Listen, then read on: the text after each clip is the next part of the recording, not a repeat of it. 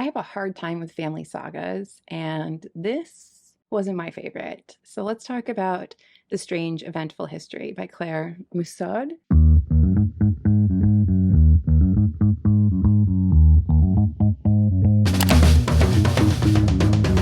Hello friends, it's Alyssa. Welcome back to the channel. Hello if you're new. Welcome to my fifth review for Booker 2024, and this one is for The Strange Eventful History by Claire Messud. This is a family saga, and I have a hard time with family sagas because I have read some really amazing ones, and I have read many lackluster ones. So I don't trust a family saga going in. And just for comparison's sake, my top favorite family sagas are the love songs of W.E.B. Du Bois and The Eighth Life. Those two are phenomenal, phenomenal, chunky, page-turny, just absolutely engrossing family sagas.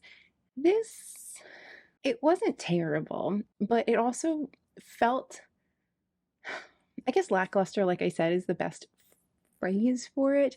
And I think what bothers me is that this story starts in like 1940s. We're following a family. They're in Algeria, and there's a lot of big world events that occur throughout the course of this family's life. And those events are barely mentioned. They are very much on the fringes, and it very focuses on the family, which isn't necessarily a bad thing, but unfortunately I find this like quieter narrative about the lives of these people not as engaging as some of the incredibly interesting things that are happening throughout their lifetime. I mean, there's basically probably all of 4 paragraphs, and I feel like I'm being very generous, that talks about the Algerian Revolution, which feels like that should be a huge part of this family's story and have more time put into it, but we know. And there's all kinds of other things that just kind of get referenced on the edges of life. Perhaps the focus of this is supposed to be more on these individuals as people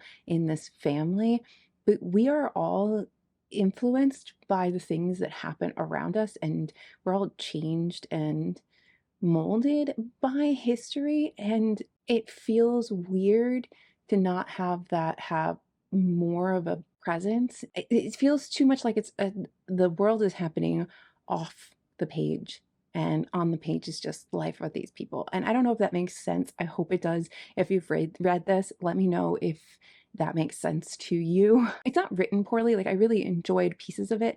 There's little moments in these people's lives that are really interesting to look at. Like, the mother and father are so lovely. The way that dad loves that mom up until like they're in their 90s, the way he takes care of her with dementia, the way the kids long for that kind of relationship and don't really find it. I liked the look at the marriage between their son and his wife. Their son, Francois, marries this Canadian girl, Barbara, and there's a lot of cultural clashes that happen. There's a lot of different just struggles that they have as a couple. And I think there's always this bit of regret on Francois's part about not having a love like his parents, but they do end up having a fairly decent life. We travel sort of throughout the world with this family. I mean, we go from Algeria to Greece, to France, Australia, Switzerland, Canada, America, Buenos Aires. Like, there's a lot.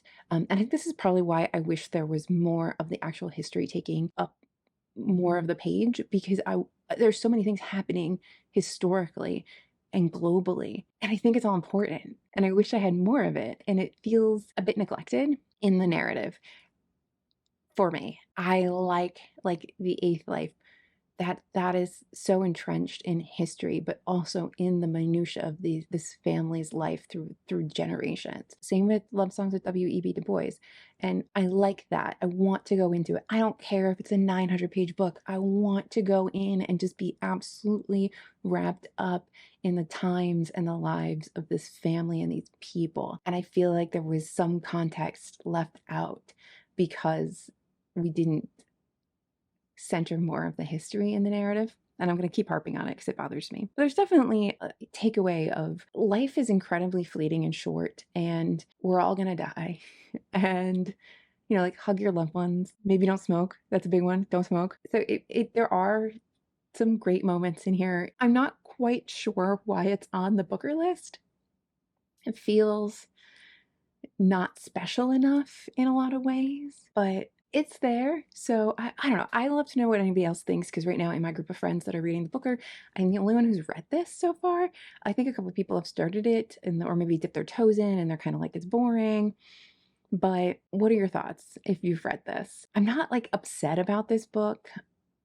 It's fine.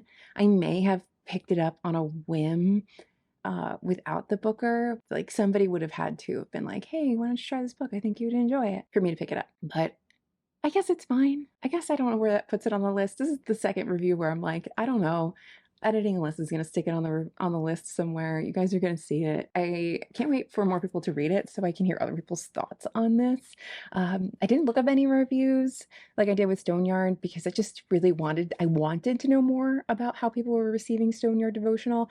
I don't have that like craving. I'd rather just wait for everybody else who's reading the Booker to read this and tell me what they think. But there were some beautiful moments. There is like a little family secret that gets revealed at the end that I guess is juicy, but I just feel like the author could have done more and could have done a greater work of family saga along the lines of the books I've already talked to you about. I think that was a missed opportunity. That's it.